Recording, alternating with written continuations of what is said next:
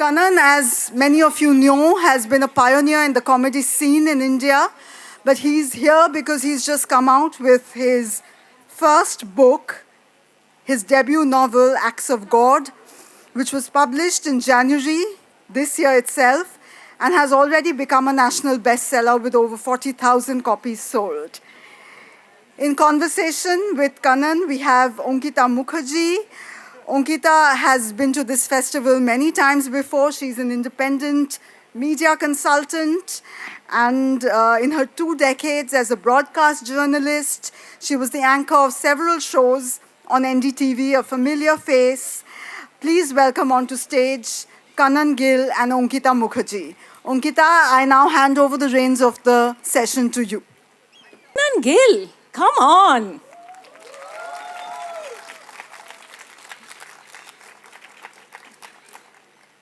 Yes, I feel the same way. Thank you very much. So, software engineer, pretentious movie reviewer, romantic actor in movies. Please, man. Okay. Yes, romantic actor in stand-up movies. comic. Yes.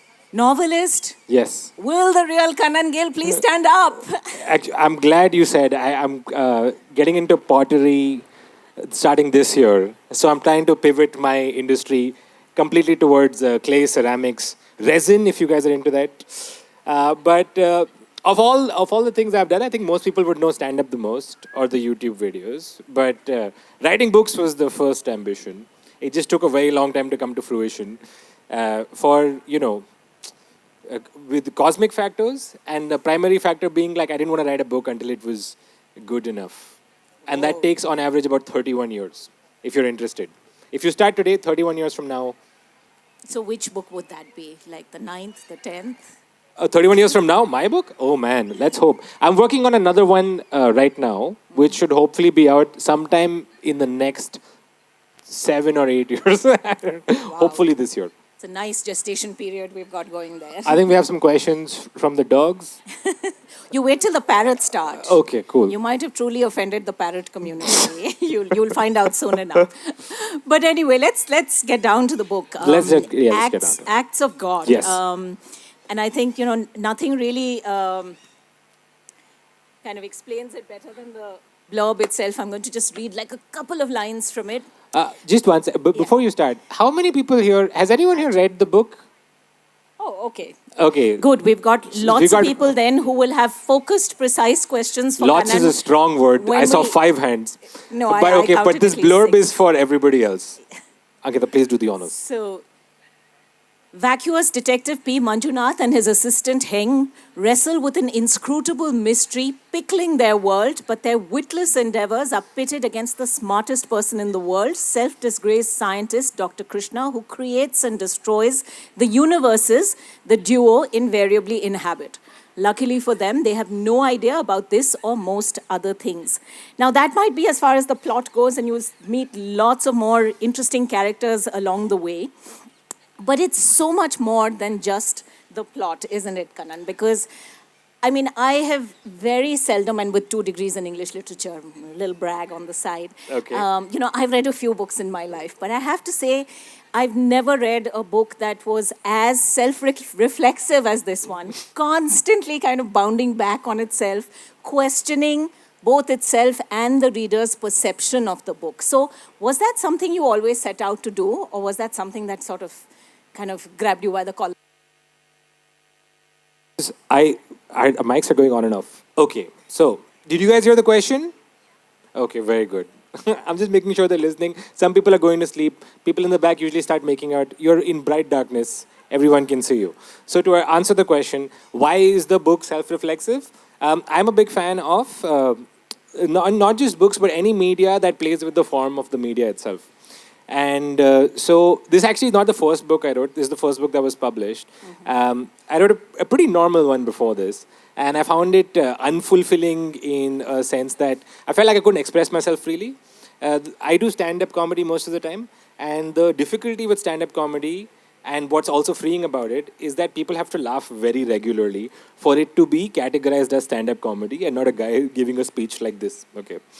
So when I took those shackles off, I felt like I could have a lot of fun with the Like you said, there's a plot at the back of the blurb. I only wrote the blurb. So the blurb reflects the tone of the novel as well. And it says 3% plot. I didn't get there. And in brackets, it says skimmed. Skimmed. So, like skimmed plot, like skimmed milk. And I'm making the case, which you picked up on, with 2 English lit degrees. 3, and you would have fully understood the book. I feel. Yeah, I have to say I fell a little short of that. Yeah, same. I have 0. So 1 computer science degree or 3 English lit degrees is what's required. I will say that I am not interested in the plot of any novel except murder mysteries. Murder mysteries, I want Fair. it to be only plot. Don't waste my time describing the sunset. In a murder mystery, you're like, you know, when the sun came over the waves, you're like, shut the fuck up. Who killed him? Are we allowed to say that? Bleep, bleep, bleep. Oh, are we not allowed to swear? Okay, apologies. Shut the F up, you fudging moron. And so like when you're making a proposition to someone to buy a book, when they basically get short form media and entertainment is available at every avenue, I feel like you should give people a richer experience than just pure entertainment. Okay, and part of that I think is I really enjoy frustration as a means of engaging with the audience. Okay, this is a common thing that I've heard from readers. They're like, the first 100 pages, dude, I was just like, what is going on in this novel? And I think that's fair because... But to be fair, you give a nice warning about that, don't you? Yeah, I hedge the content of the book a lot in the book, as you've said. But like, taking a very roundabout answer to the question itself, one is that I enjoy the form of the novel breaking. The book starts with an allergen warning. Which I'm going to read out shortly. Please. Oh, okay. Well, and I'll just say one more thing. And the second is that I believe that the kind of novel I like, and that's the only arbitration of taste I can make, was this something that I would read? And the kind of novels that I like is about the experience of the book rather than the plot content of the book. And so there's a lot of writers say that boring authors plot and great authors just immerse characters in sequences. And so I've taken that opportunity to include the reader as a character that is also transformed by reading the book, hopefully for the better. Okay, I'm going to just read out 2 small parts of the novel, and then we can just pick up on, the whole reader being a character of the book point that's just been made. Very smart. This novel is not for the feeble of spirit or for people with better things to do. Some parts of it have been written with an almost infuriating freedom. Speed readers have been unable to develop sufficient traction, and book skimmers have reported digestive distress as this novel comes pre-skimmed, with several bits containing 0% plot. This novel may cause an urgent impulse to throttle the narrator. It didn't. Must we spend 30 pages describing this building or what the sun looks like? Why can't you get on with it? Just get on with it. A dread may loom in the ominous onset of another huge windowless block of text. You have some pretty strong critics here, Kanan. Before I've even sort of got my teeth into this. For that matter, one may wonder, why was any of this even written? To clarify, this book is not intended to be a page-turner, but loud sighs near the corners of pages might flip them. You can actually hear Kanan in your head when you're reading this, can't you? You're invited to experience this work as a cocktail going in or a hangover going out. You might feel a little sick, but you'll be fine. Don't worry about it. Now, I would have to say that is... Yeah, there you go. Might I say, a moving reading. Thank you very much. My pleasure, as it was reading the whole book. But who gives a warning like that before a reader's even got a chance to sort of get into things? It's the first bit of the novel I thought of when I was having a coffee somewhere. It was storage instructions for this book. I thought it was very interesting because I love reading packaging. So I read packaging of everything, shampoo bottles, whatever, any wine. Somebody writes all of that packaging, and I find it very funny that somebody sat and wrote the description for the shampoo or the sandwiches you get on Indigo or cups. So I love reading that. And it just struck me. I was like, oh, I've never read a book with storage instructions. So I wrote storage instructions for the book. And then it seemed only natural. What are the other aspects of packaging I can get into? Then there was an allergen warning. Then there's a preface. And I stopped myself from adding more stuff. Somebody gave me a really good bit of feedback, unfortunately, after I released the novel, saying, this all sounds like you're trying to protect yourself from criticism. Was it though? Because you I actually, think so. he puts in his email address in the book. In the acknowledgement. Oh, well, you know, I read the acknowledgements of the book as well. How boring does that make me? I read all of them. I love them. But there's actually an email ID in there. So you can send trenchant feedback right back and the author is going to read it. What is actually the most interesting piece of feedback that you've got on the book?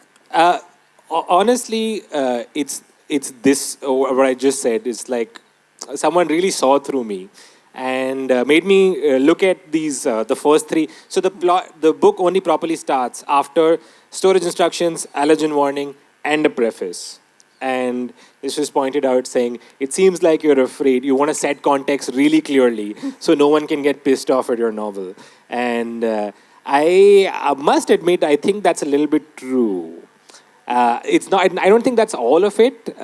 Part of it was just to do something radical, Right. and to break the norm. And of course, you also then go on to talk about how it's not about the plot, but it's about feeling. And Yes. that was a lovely paragraph also in the book. And do you want to do the honors? Sure. I mean, Chapter 32. Let's. Yeah, this to me read a bit like an author's manifesto almost, because he kind of tells you why he's doing this, or almost. I mean, at least that's the feeling I got. Ankita, this is the end of the book. You want me to give away the ending? Okay, fine. It's not as though there was like a lot of plot involved. Wow. We know who the murderer is. Okay, I'll give you a little bit. Okay. I hope you will forgive me for using so many words to bring you here, but I wasn't interested in showing or telling. More ambitiously, I was concerned with typing every letter of our story with patented emotion ink. So even if you weren't told and you didn't see, you would feel what it was like.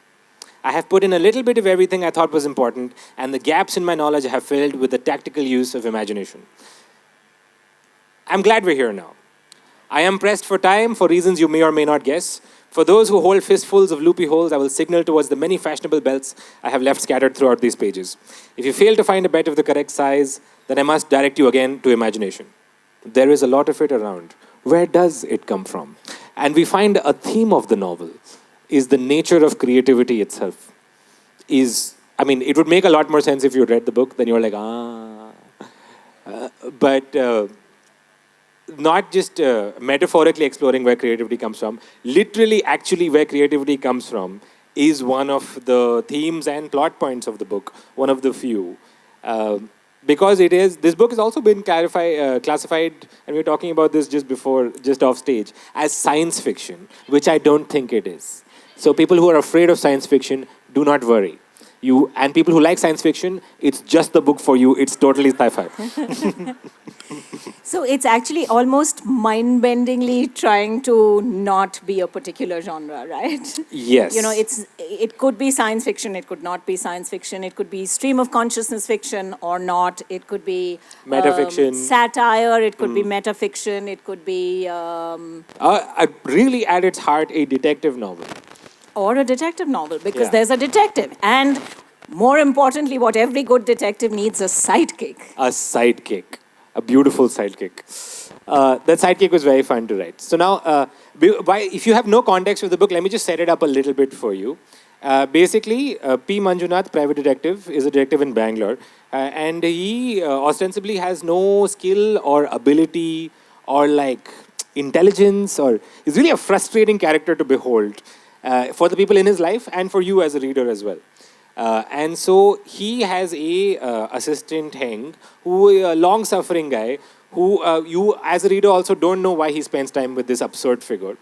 But Manjunath finds things that he is compelled to investigate across the globe. Global phenomena taking place that he sets off to investigate. Nobody's asked him to investigate. He chooses to. But what the reader knows and what will eventually be revealed is the investigations that he is, the ripples in existential the existential fabric of the world, are being caused by a hand outside their reality. So now, how could you do a cat and mouse game where you are up against the literal god of your world? And the god of your world is constrained to act in some ways, and you are constrained by your stupidity, as I say. And so basically, this is the big battle between P. Manjunath and his long-suffering assistant, is how can they sniff out the interruptions and possibly defeat what God's plan is. Is that a good, would you say? That was a Okay. wonderfully succinct. That's what I should have been doing. I apologize. I'm No. failing miserably here. It's no problem. I realized afterwards also, I was like, everybody else looking at me like, so what kind of book is It's an autobiography. But really, no. Now that you bring it up, I have to ask you this. How many of these characters are based on people you know? How much of it is actually sort of, you would, doing stand-up already for about 10 odd years? Yes. By the time this came out? And you're saying it's not your first book. So did the whole stand-up career really in any way contribute to the writing of this book? No. I have a longer answer. I wasn't going to say I'm no. waiting. Next question. I've had a few of those. Recalcitrant authors. Yeah, man. You're like, dude, like, think of it like a date. Ask her, give a leading answer. And what about you? You give something back. Stand-up is actually the creatively opposite of writing fiction, is because in stand-up you're always weighing every line against, like, is this enough? Does this convey my point in the most succinct way? And I don't think conveying points in succinct ways has any benefit, any literary benefit. You can quote me on that. I think brevity is a waste of everybody's time in the written form. When you're speaking, when you're doing stand-up, you better be concise because people have to laugh. When you are writing, you can expand yourself as much as possible. I will say that the characters, what's fun about them is when I was coming up with it, and this is very much like a gardener approach of like, I didn't plot out the book beforehand. I think you can tell while reading the book. I just saw where the book went and did like many revisions. Then when I was coming up with characters, it all seemed like, well, this naturally follows. This would be a nice kind of character. But with distance from the book now I've written it 5 years ago, almost exactly. I find that... It was published only a year ago. It was published only a year ago. I find that the characters are not based on other people. Rather, they are very specific signals of what I was going through at the time. And while writing the book, I had no context. But all of this... in hindsight, suddenly makes sense. No, all of my suffering, I offloaded onto these characters and I made them process it and figure it out. Wow. And now I can receive it. And it didn't seem like there was an intentional action. Catharsis through fiction. Yeah, it's received catharsis.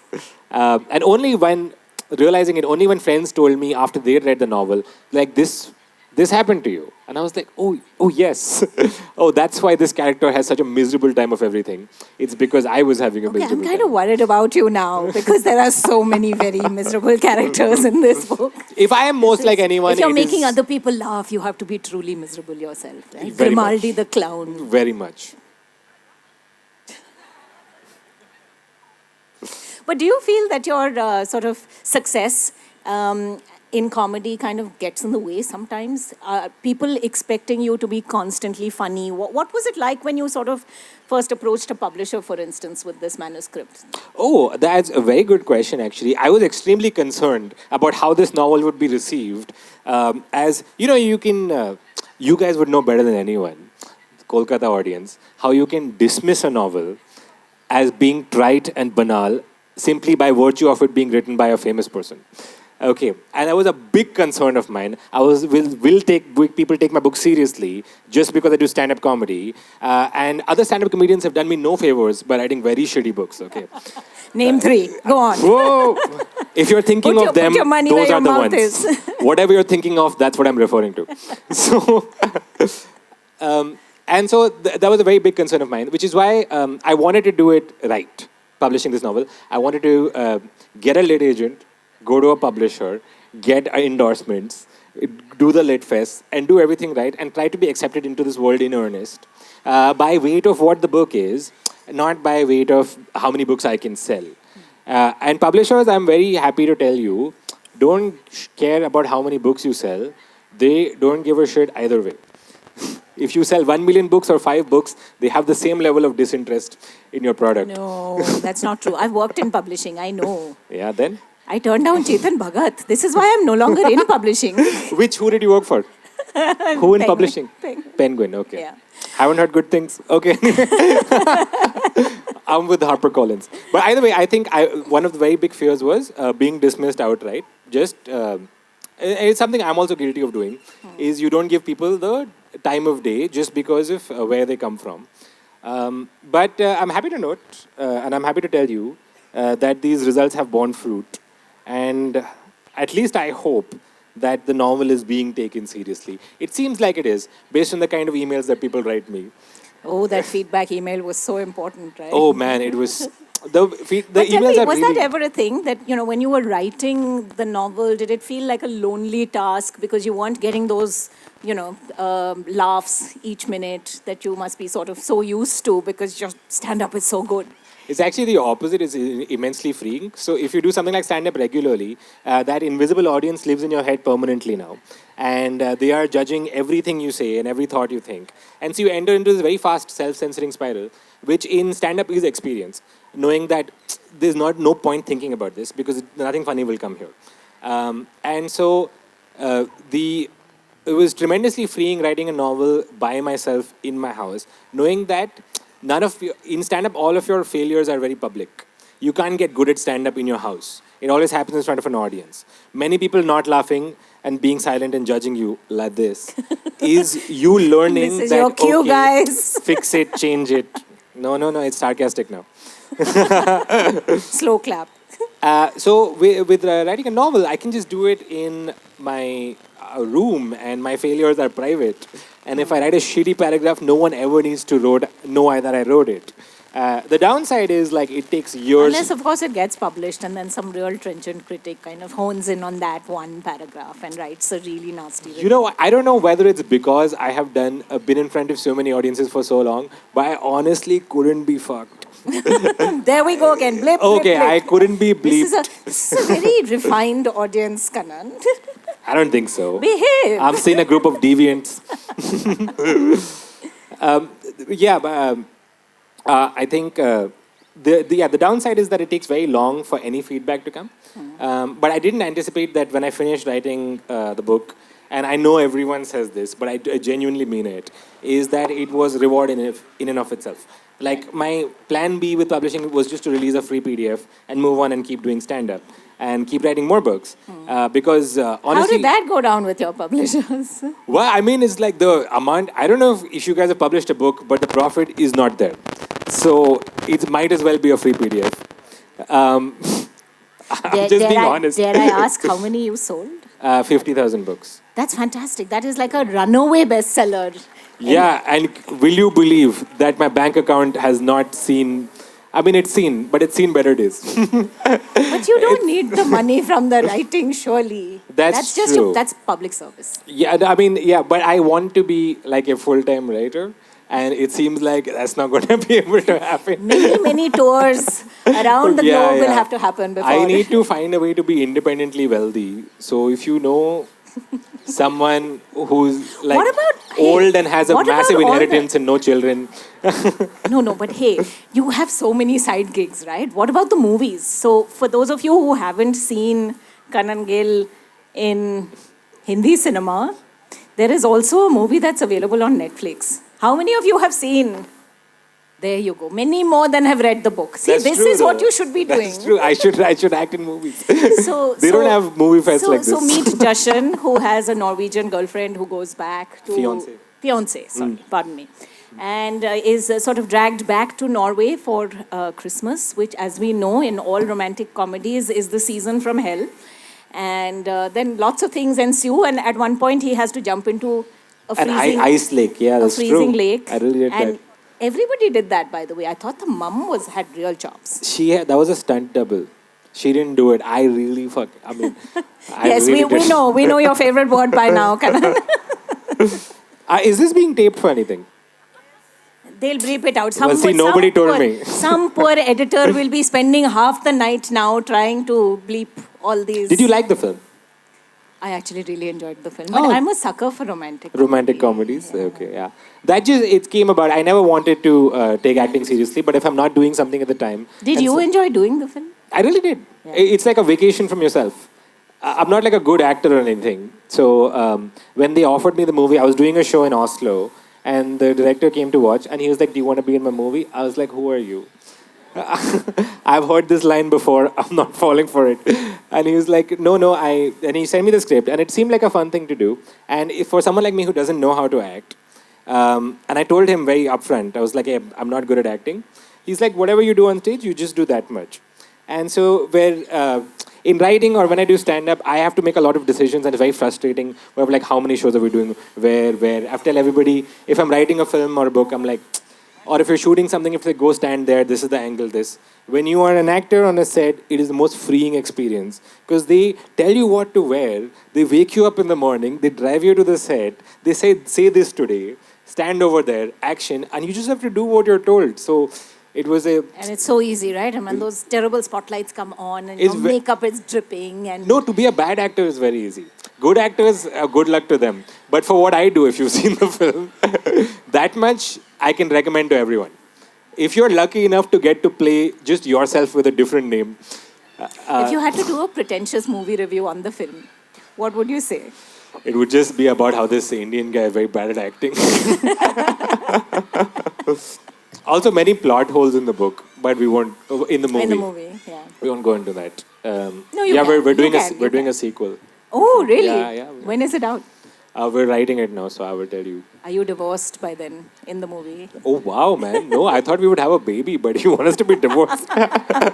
I'll give feedback to the producers. Actually, people really want a divorce rom-com. Divorce com. Divorce com. See, it's a thought. Not a lot of common divorce. There's potential. There's there. potential here. So if Man, these dogs are relentless. you really did something to offend them, Kanan, fess up. What was it?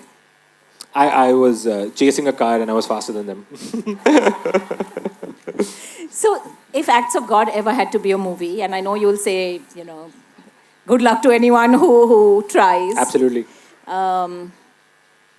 And if you had to play one of the characters, which one would it be? Oh, okay. You didn't see that coming. It's frustrating. No, it's a very difficult choice, but like one of the protagonists is Dr. Krishna, who I would love to play. This is the software engineer speaking. Yeah. I never thought computer science would help me in the entertainment business. And then I set about to writing this novel, and it just so turned out it connects a lot of dots. Yeah. So you like destroying things, universes. It's a theme that, I am saying theme like I have any other books published. But in the unpublished works, my oeuvre, destruction seems to be a concept that I like exploring. I always find villains very stupid. Like, those James Bond villains, like in the 60s and 70s, they seemed fine because they have some sort of like, I have a missile in a volcano and I'm going to attack this country. And that's fine for the 60s and 70s. But if you've noticed this... Have you seen those special effects now when you go back to those Bond movies? It's lovely, There's the floor The parts crater and that then goes- smoke comes out and he's like, this is lava. Like Mr. India, they have just bubbling red water and he's like, this is acid. You're like, it's red. Okay. But you notice that the stakes keep getting raised for the Mission Impossible films, for the James Bond films, is because in modern times, we find it difficult to find a villain's motivation for doing despicable acts. So the motivation keeps becoming like an existential threat on a global scale. It seems like the last James Bond film that I saw is this guy wanted to, is in his essence, poison the world's water supply or something like that. Yeah. And you always wonder, like, what kind of an idiot would, like, you live in the world? What could you possibly want from it? And so I love investigating the motivations for villains and making them worthwhile. And so with destruction being the motivation, like in this book and another one, I'm like, okay, what is the most you could raise the stakes for the desire of a villain, and could you justify it? Because I find these things impossibly hard for people to justify. Because in Mission Impossible films, it's always money. And in James Bond films, it's always like it doesn't matter. Like it's just some weird guy. But As long as the locations are gorgeous. You know, they who don't cares even do about that anymore, man. Anyway, but I think that's why I believe the question was something centered around. You're the character you would play, and you were saying Dr. Krishna. Oh my God, I've walked so far away from this answer. Please forgive me. You were saying before, like authors love the sound of their own voice, and I was like, this no. was actually going the way of the novel, wasn't it? Yeah. I mean, you know, let it One run. thing- Run with it. Run with it. Sorry, my mic is gone. Every time I turn to look at you, I think I was registering like exponential lack of interest. You're like, what? What? But now knowing that you asked me which character I would play, and this is what I was saying, it makes a lot of sense. Dr. Krishna. Next question. See, I knew it would at some point come down to the one-word answer. But anyway, I'm going to ask you, you know, I'm sure there are many people here who have sort of many questions about the book, so we're going to go across to them very soon. But if you had to kind of sum up maybe the book in a one-line routine at the end of a stand-up set, what would it be? I'll give you the short version and the long version. The short version is the essence of this novel is transformation, and with all the characters being in the book transform. But my greatest wish is for you to have the same effect I did when I was writing the novel. The writing this book transformed me, and if the book can do anything for you, whether you love it or hate it, I wish it transforms you in some way.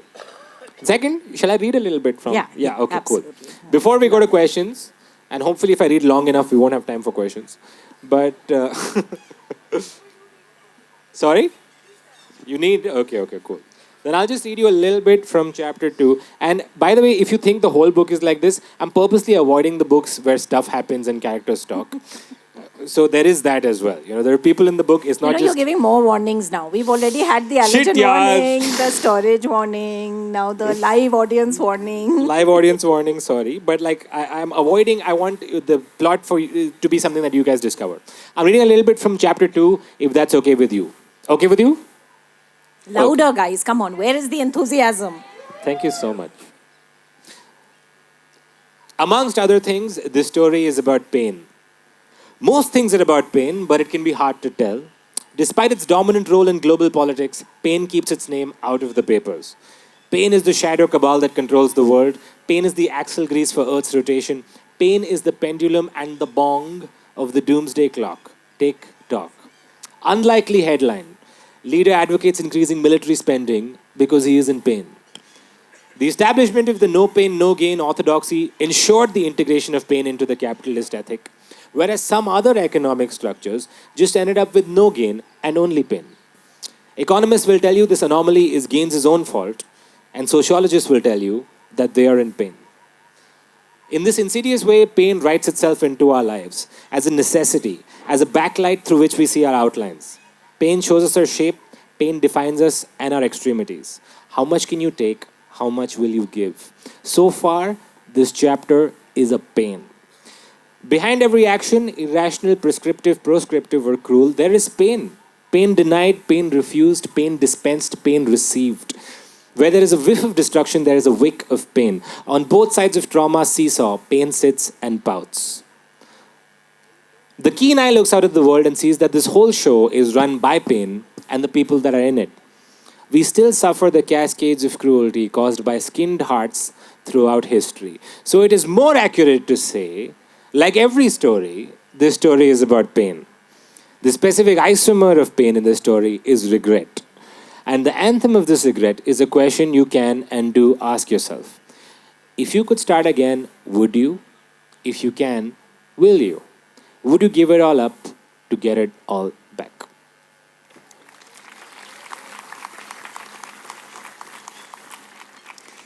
I think, Kanan has an amazing felicity for language. And, you can talk about his satire, you can talk about his comedy.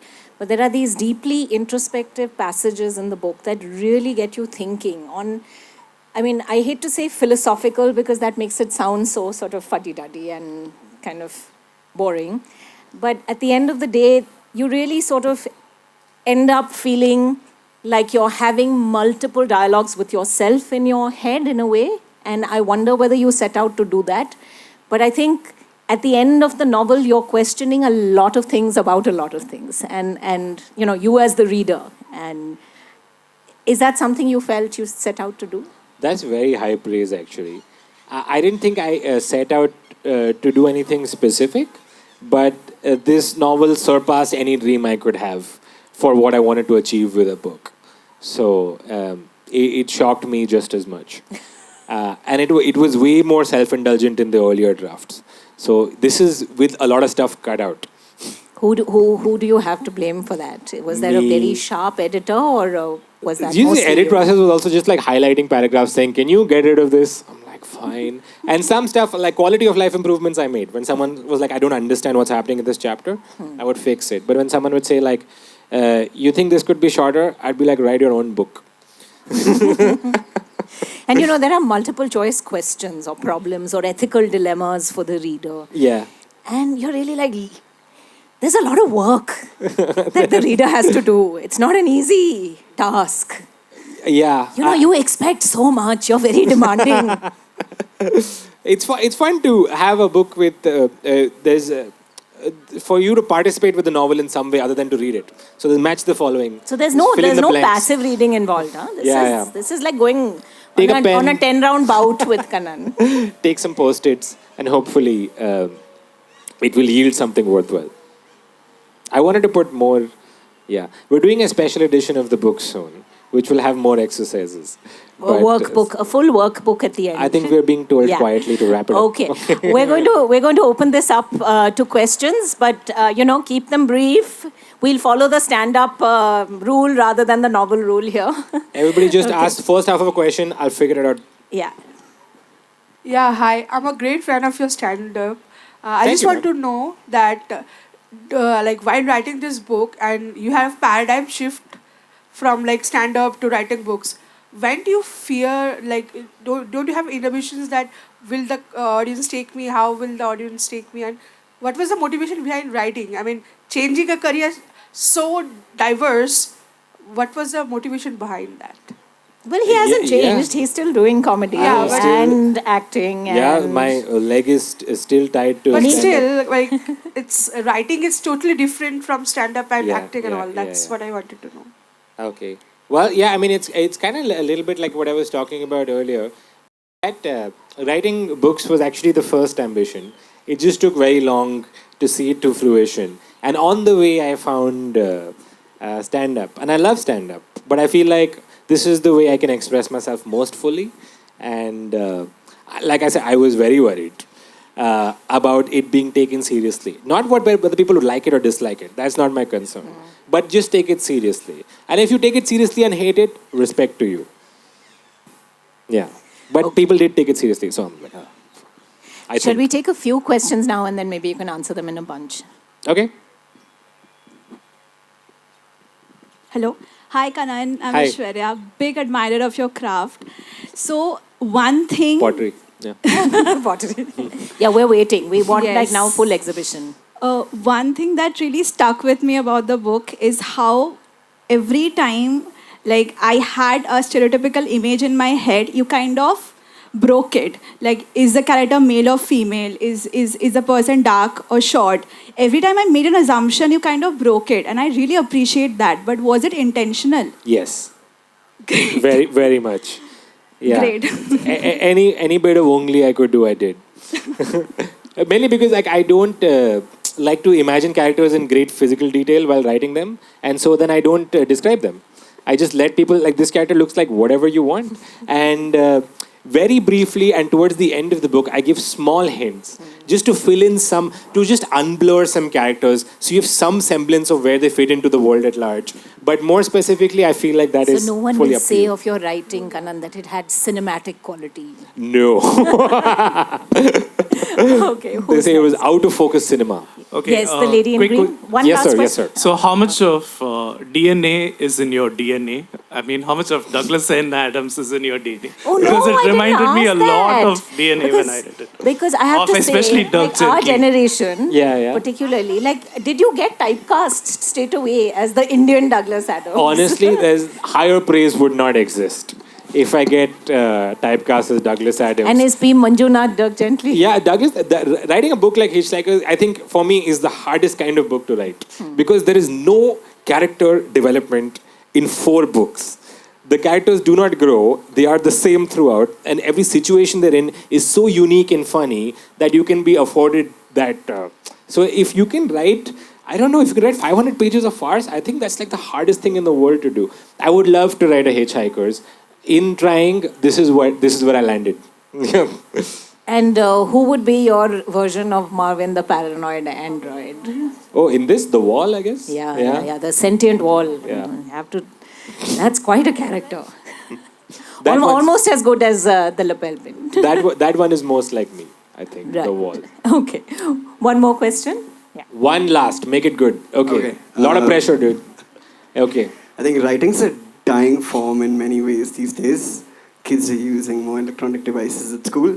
I think your book talks about a lot of personal truths and very deep realizations that would make many successful therapy conversations. You've talked about it transforming you. Yeah. Could you just give us a couple of more lines about how it has transformed you? Oof. Damn. See, this Okay. was Kolkata. You should have come prepared. Okay, I won't say too much because I've heard myself talk about this and I sound like a real douche. But I'll give you, you can say douche. There goes the editor again. Bleep, bleep. Sound like a little dweeb. The essence of transformation being discussed, I think, was how to say it. You're getting a call. Oh, No, you're I'm getting a call. not. Oh, we're being told to wrap up. Okay. I think that's our buzzer. In essence, it was understanding that